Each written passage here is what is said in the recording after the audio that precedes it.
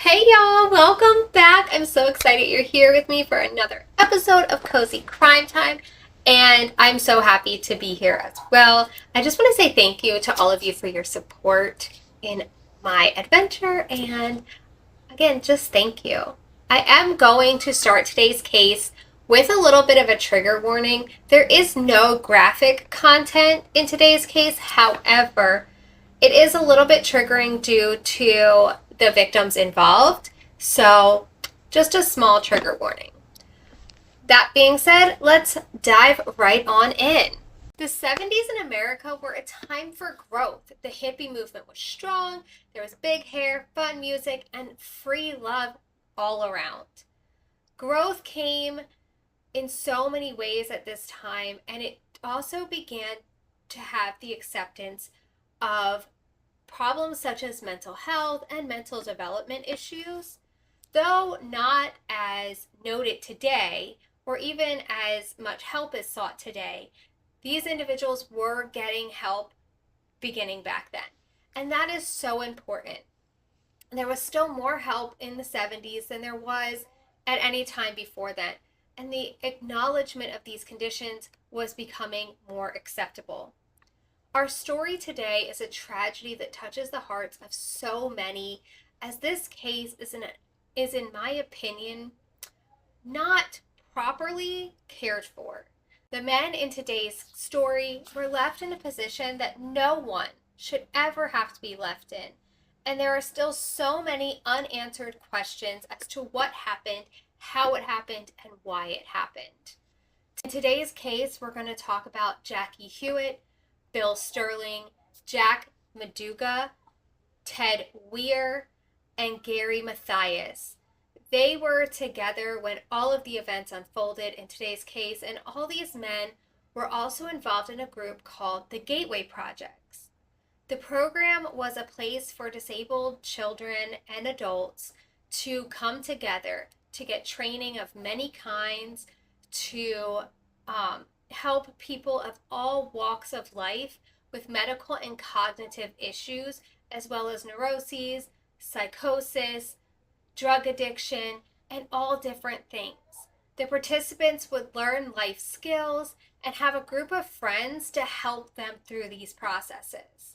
They would even be able to earn a small income, and some would earn the minimum wage in the 1970s, which was $2.10. To have people who have mental health issues and mental disabilities earning a minimum wage is amazing and such a great accomplishment for the time. Some did earn as little as 53 cents, but they were still earning an income themselves, which is a huge accomplishment and a huge self-sufficiency aspect. There was a basketball team as well with this program called the Gateway Gators, and they would go on to just travel and play basketball and learn how to have a team together. Jack Doc Madruga was a 30-year-old Vietnam veteran, and he had recently purchased a Mercury coupe with money he earned during his time in the military. His car was very important to him, and he took excellent care of it. This car was an extension of Doc. Bill Sterling was a 29-year-old man, and he was not a very outdoorsy person. He spent most of his time reading about mental handicapped people and people with mental instabilities. He wanted to bring religion to people in mental health facilities and just help them to accomplish more in their life. Ted Weir was described as a very kind person. He was said to love mac and cheese, and that he did not fully understand why people wouldn't wave at him when he walked by and waved at them. He just didn't fully understand why people wouldn't wave back. He was a 32-year-old man, and he had a job working with Jackie Hewitt that he had gotten through the Gateway Project. He lived with his mother Imogene and was just enjoying his life. Gary Mathias was the newest member of this group of guys. He was 25 years old, and he had been discharged from the Army, and he was diagnosed as a paranoid schizophrenic.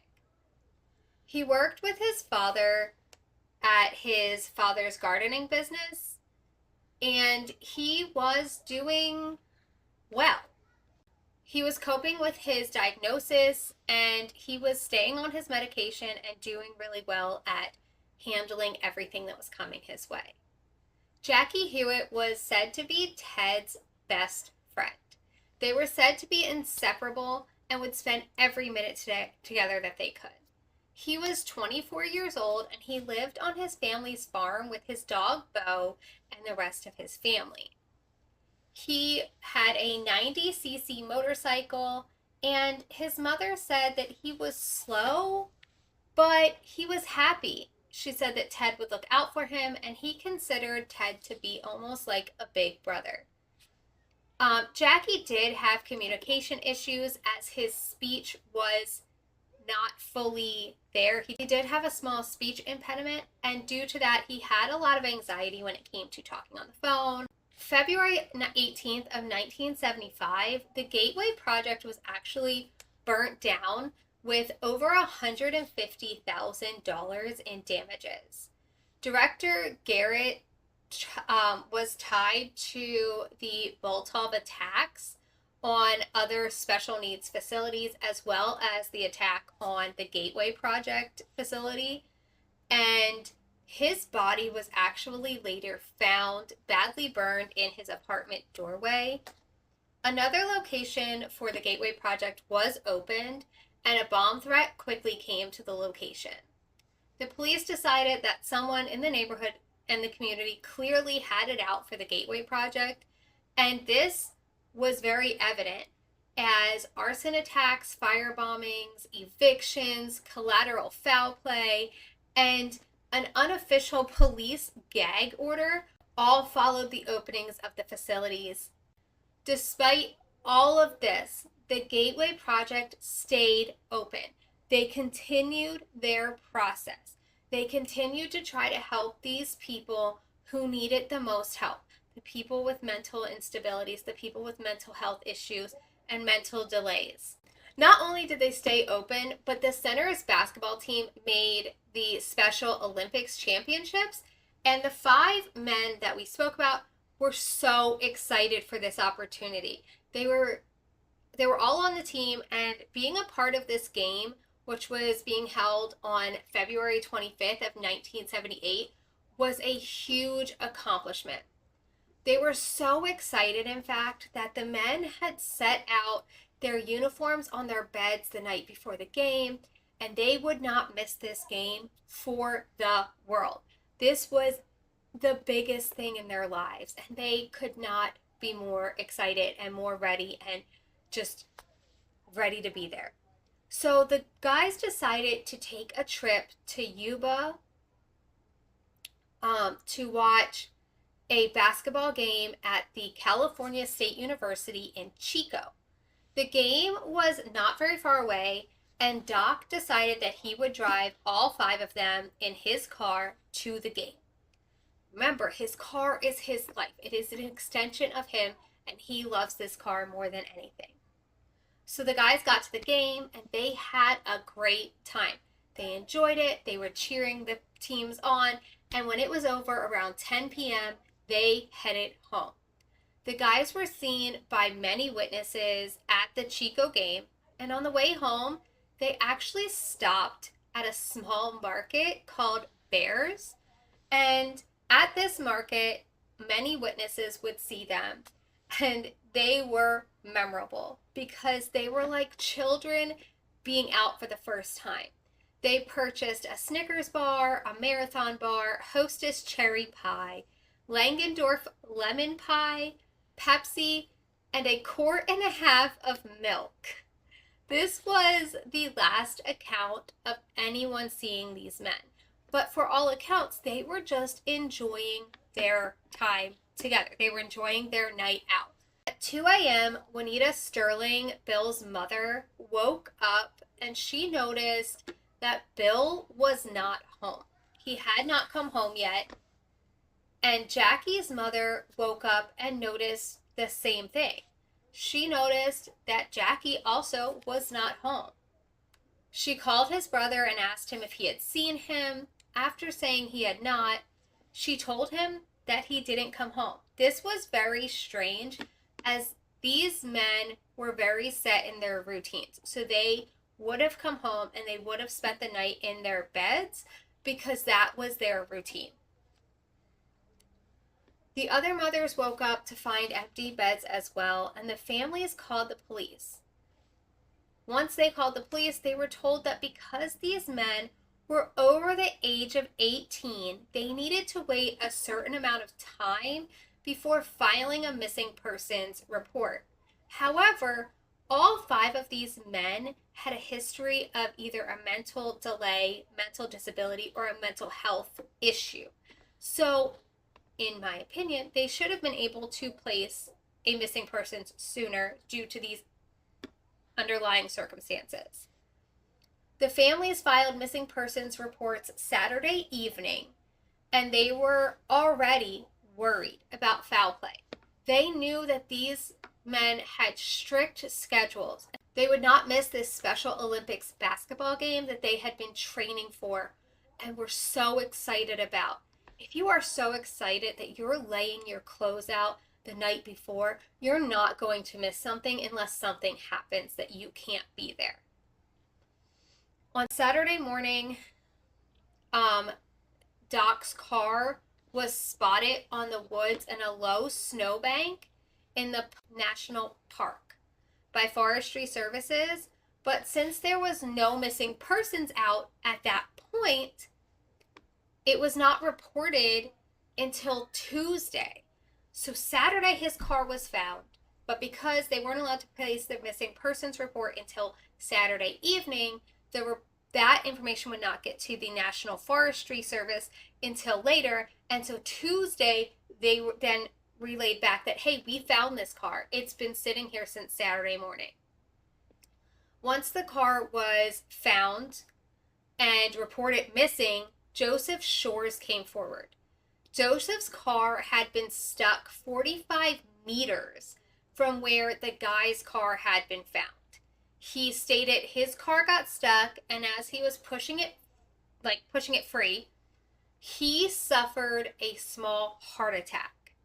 Due to his small heart attack, he laid down in the back of his car in pain, possibly hallucinating. However, he did say that he saw truck lights, heard a woman's voice, and a baby crying. Again, he was having a small heart attack, so he may have been hallucinating a little bit. He may have been in an extensive amount of pain, but we don't know for sure. When the car was found, it was in a low snowbank, which the guys could have easily pushed the car out of, and the driver's side window was open. The car keys were missing, and Doc, again, he loved this car. He would never let anyone else drive it. The car, again, was officially found on the 28th and was located near Rogers Cow Camp area. This area is a 4,500 elevation, so it's really high up there. Inside the car, they did find the trash from the snacks from their little supermarket run. They found the empty milk container, they found the Snickers wrappers and everything like that. They also found basketball flyers showing that they had made it to the game, and they did make it to Bears Market.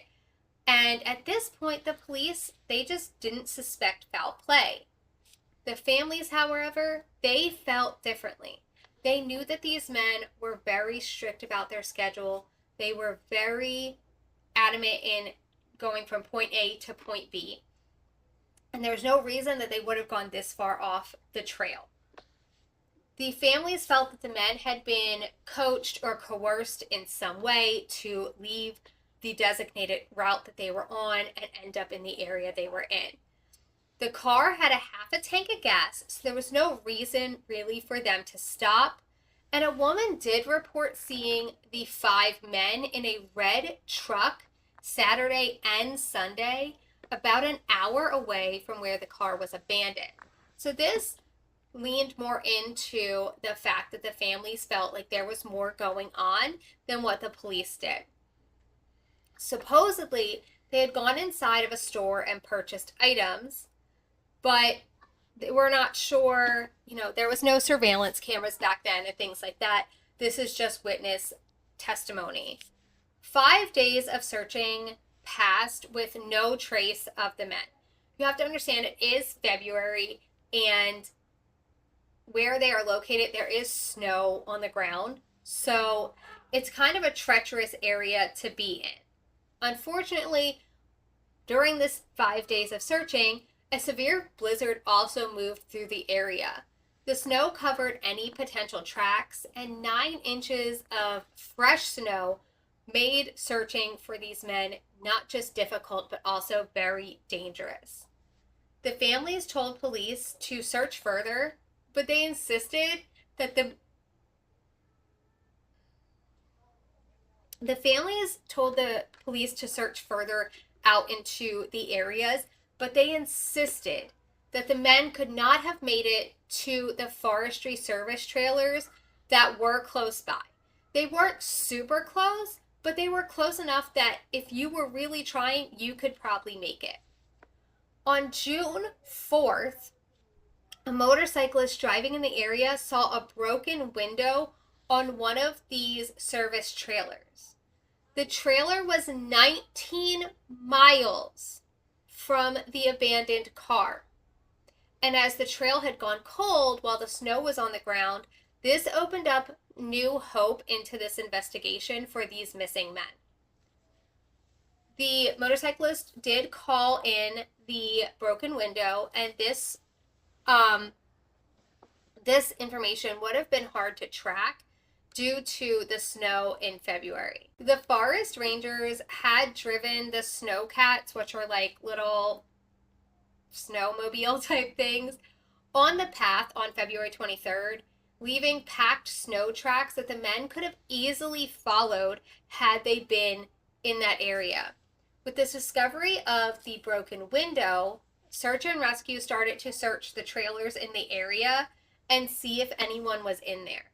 The trailers did have a gas hookup, and there were rations locked inside that they could have easily eaten and used. Inside the trailer, they did find Ted's body. It was wrapped in blankets as if someone had tried to tuck him in and keep him warm. His shoes were off and his toes were very frostbitten. Gary's shoes were found on the floor near the bed, but Ted's shoes were not found. Ted's clean-shaven face now had a full beard, and this told police that he had been there for a while. And during that time, he had been alive for at least 8 to 12 weeks in the trailer. Hair only grows so fast, and they can calculate how long someone is alive due to the hair growth. Ted's family said that due to the trailer not being his and him not having permission, he would not have taken the rations, as he would have felt that he was stealing. He also wouldn't have known how to turn the gas on for the heat, and so therefore the gas and the rations really were a moot point, as he would not have known how to use them, or he would not have taken them, as he felt like he was stealing. The search continued. Now with the discovery of Ted, they knew they needed to look further. On June 6th, they would find the bodies of Bill and Jack, and they were found about 18 kilometers from the car, and they were found near the road, so they weren't even that far away, but unfortunately, due to the snow and everything, they were not found. Northeast of the trailer, Bill's father was handed his wallet. On June 7th, Bill's body was found to the northeast of the trailer. His backbone, jeans, and sneakers were all that was found, and his head was found a few days later, 100 meters down the hill, which means that his body had decomposed enough to just be a skeleton, unfortunately.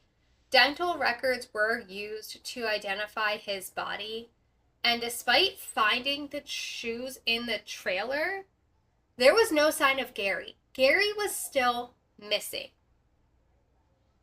Some believe that he may have taken Ted's shoes as they were bigger, and his feet may have been swollen from frostbite from walking through the snow for days. And some believe that maybe Ted's shoes were in better condition and Gary was continuing to walk to try to find help. Regardless of the reason, Gary left with Ted's shoes and is still to this day missing. The families believe that there was foul play involved in this case, and some accounts say that the family believed the case was not handled the same as it would have been if the men were not mentally delayed. This is so tragic. These men were left out there to survive on their own. Ted was still alive in a trailer as the police searched, and they refused to go and check the trailers, stating that they were too far away. Newspapers at the time didn't help the case, as there were headlines stating such things as 5 retarded men are missing. This is not helpful as it makes it less important to some people. Though this was a more understanding time, there were still so many stigmas around mental health and mental disabilities that it didn't help the case at all. Had the police looked further out as the parents had requested, there is a possibility that they would have found Ted. I don't understand why, if Gary was with him, he didn't help turn on the gas. I'm sure he understood how to do that. I'm unsure. There were rations that were taken and eaten, just not a lot and not enough to survive the whole time. That's all I have today. This is the case of the Yuba 5. And unfortunately, like I said, Gary to this day is still missing. So we're not sure what happened to him. These men, unfortunately, did go under the radar and could have, in my opinion, been found sooner had the police listened a little bit more to the family and a little bit less to the fact that they were mentally delayed. I hope you all have a great day. Have a great weekend. Choose good idols and eat your veggies and drink your water. I will see you all next week. All right. Bye.